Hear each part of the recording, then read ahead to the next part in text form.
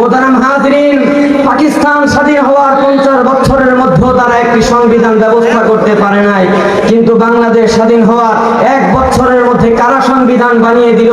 এখান থেকে স্পষ্টভাবে বোঝা যায় যে ডাল মে কুছ কালা হ্যায়। তো এভাবে চলমান ষড়যন্ত্রের মাধ্যমে একজন মুসলিম বিদ্বেষী কবির গাওয়া গান একটি মুসলিম রাষ্ট্রে ঢুকিয়ে দেওয়া হয়।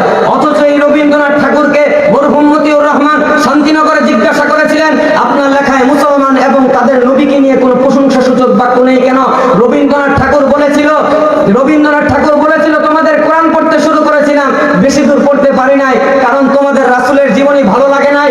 হিন্দু ব্রাহ্মণদের অত্যাচারে ভারতে যখন নিম্ন বর্ণের হিন্দুরা দলে দলে মুসলমান হচ্ছিল, তিনি তাদের বিরুদ্ধে যুদ্ধ ঘোষণা করেছিলেন। শুধু তাই নয়, বরং বাংলাদেশে যখন ঢাকা ইউনিভার্সিটি করা হয়, তিনি সেটার ঘোর বিরোধিতা করে বলেছেন যে চাষার ছেলেরা পড়াশোনা করলে চাষবাস করবে কে? এমন একজন মুসলিম বিদ্বেষী, এমন একজন